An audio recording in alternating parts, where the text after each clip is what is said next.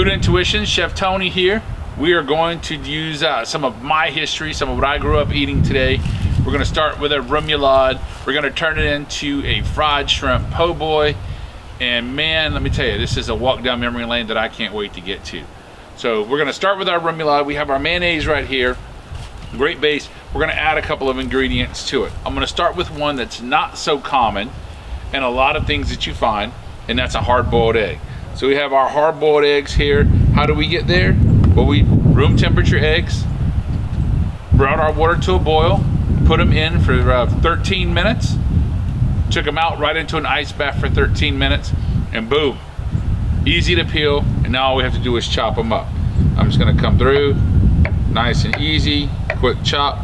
With this method, one of the important things is that your eggs do not turn green. So if you have hard-boiled eggs and they turn green, they've been cooked a little bit too long. So just go ahead and cut back on your method, or change your method to the one that I just mentioned. Again, 13 and 13, that's a winner right there. So we're gonna get this other egg ready, gonna cut it, and then we just come through and chop. This is great because you don't really need any kind of great knife technique here. It's a chop, right? We're not talking about a dice, a mince, a brunoise, or anything of that nature with those fancy knife terms. Just chop it up, doesn't matter the pieces. If you want it a little bit more fine, that's when you're gonna use those knife skills to your advantage. I'm gonna take it, and we're gonna go ahead and put it in a bowl with our mayonnaise, just like that, nice and easy. If you have an egg slicer at home, that's an ideal tool for this, because you put your egg in, cut it, lift it up, rotate it, cut it again, and you have chopped egg. Next thing that's gonna go in here, I like garlic. I've been finding this garlic in the stores that's already prepared for me. You just go ahead and squeeze that in. It lasts a long time. Yeah, here we go. Gives us about 4 weeks, so really enjoying that stuff and not having to cut up so much. I'm gonna use some Creole mustard here as well. A little bit of that in there. Some Worcestershire sauce. If I usually take that little top out to pour, but since it's in there, we're just gonna throw a couple of dashes in there. How many dashes? 6. 6 is a couple, right? Actually, 6 is 3 couples, or 2 fews, if you will. And then some hot sauce. I like this hot sauce here. It's full of flavor. Not just bring a little bit of vinegar to the party either, but full flavor is what we want. So that's in there. And now come the other ingredients that happen to go in here. I have some really fine cut celery. We're gonna put that in there. I have the bottom end of the green onions, or the spring onions. I'm gonna put that in there. I have some kosher dill pickle that I cut up real fine. I'm going to put that in there. I have some diced up tomato as well. I'm gonna squeeze some lemon juice in there. Make sure I catch it in my hand, right? If you got gloves at home, wear your gloves. All right, a little bit more lemon juice in here. Catching those seeds. There we go. Just like that. And then I'm gonna finish off with a little bit of blackening seasoning. Creole seasoning is fine. I just happen to keep blackening seasoning around the house. I made it, and we have it. And then I'm gonna just slowly press this down into the mayonnaise, and then come from the bottom to the top, and we're going to fold this together. This just doesn't happen to have to be for shrimp po' boys. You can use it for oyster po' boys. You can use it just for fried crab, fried shrimp, fried chicken, right? Whatever you want to put it on. It's going to change color just a little bit, which is what we want, right? We have all those wonderful colors going in there. We have that egg in there. You can actually take this, if you wanted to, and add it to some potatoes and make a little potato salad with it as well. Be perfectly fine for that. Mix it up. Oh yeah, it's nice and spreadable. I can tell by the way my spatula moves through it. Everything's just about incorporated. There we go. Beautiful. Our remoulade is ready. Next thing we have to do is fry the shrimp. All right, ready to go here. We're gonna fry up our shrimp We're using a 3-stage breading procedure for this right here. What does that mean? It means we're going to go in a seasoned flour, a little bit of liquid, and then over into our third component, which today is going to be herbs and whole wheat panko breadcrumbs, is what I'm going to use. I'm going to start off with my shrimp. I have these very large shrimp right here. I'm going to start down at the back, and we're going to peel just like that. Come inside, take these legs off. Make sure we get them all. And if you want to buy peeled and deveined shrimp already, go ahead. I went out and got some wild shrimp today, fresh caught, for what we're doing. Make sure we get all of that shell off, and then you can either come in and peel this off, or a lot of people just pinch it. Only thing is when you pinch it, you lose a little bit of meat, so we want to try to keep as much as we can. So I have 5 of them here. This is going to be what we start with our po' boy for frying.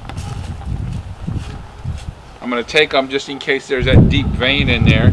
I'm going to take my knife, and I'm going to cut around and see what's in there, and then I'm actually going to butterfly them out a little bit and separate them.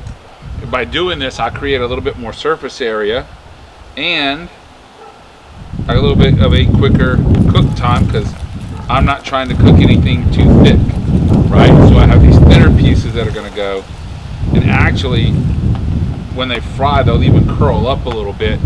So with that curl, it's going to make my po' boy look much more plentiful, and with that plentiful look that's going to take place, I'll actually be able to get more bites of shrimp into every bite of that sandwich that I take. So coming through, and again,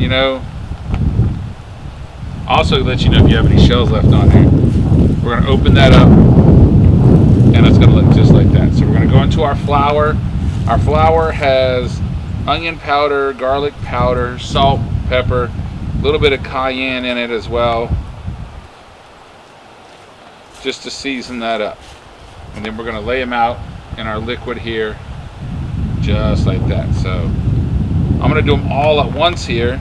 That way I can start to limit what my hands are. So if I go too much into the flour, and then I hit that egg, and then I go back into the panko, not only am I going to bread the shrimp, I'm also going to bread my fingers. And I don't plan on eating my fingers or frying them, so we're just going to be a little bit more careful with what's going on there. So here we go. One hand into the wet, just like that, and then I take them and I'll put them in the dry, and then another one hand for the dry, and I escape the supervillain clobber hand or club hand, right? That guy comes around, he likes to ruin a whole bunch of things for you when you're trying to fry stuff. Makes your job that much more difficult. And then we're going to slowly drop it into the fryer, just like that, and they'll start to fry out. And I can actually use both hands to kind of shorten what I'm doing here.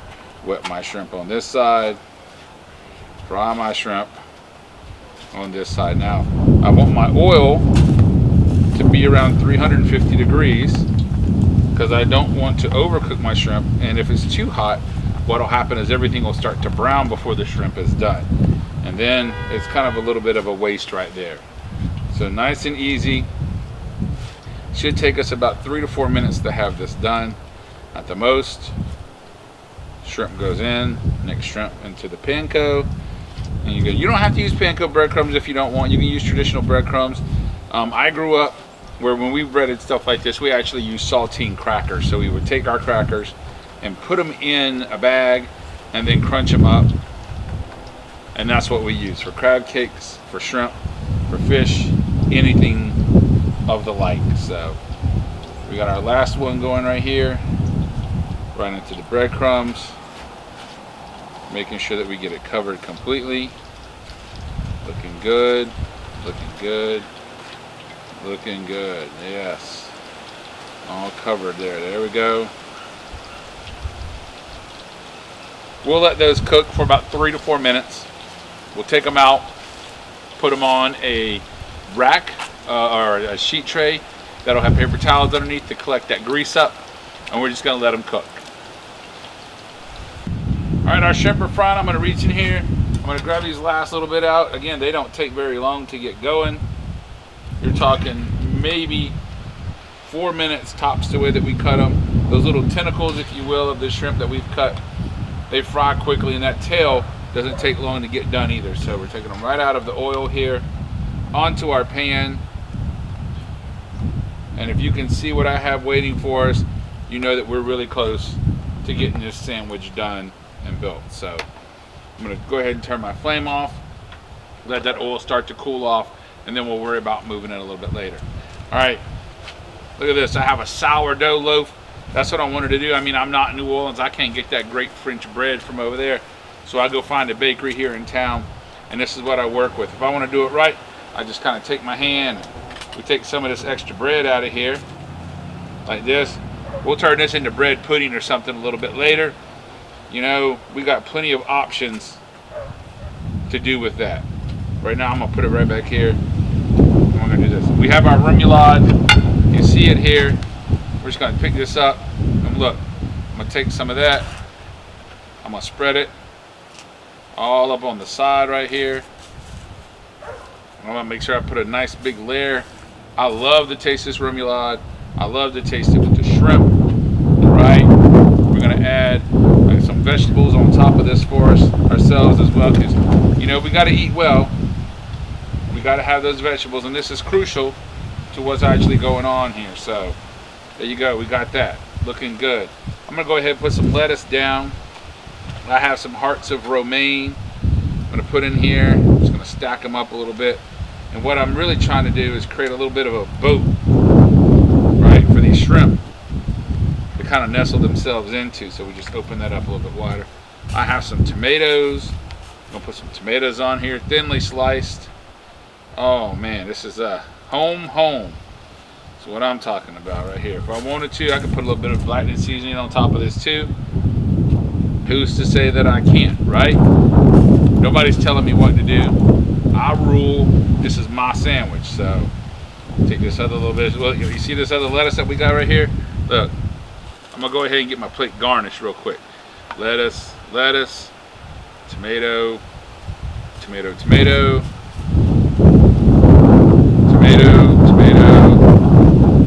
remoulade right there. So that's done. Looking good. Take a little piece off of there. All right, here we go. Yes, sir. Grabbing the shrimp. We're piling it up. This is what I'm talking about. Mama, you be so proud. Let me tell you. Look at this shrimp po' boy right here, huh? Woo! That's what I'm talking about. Yes, sir.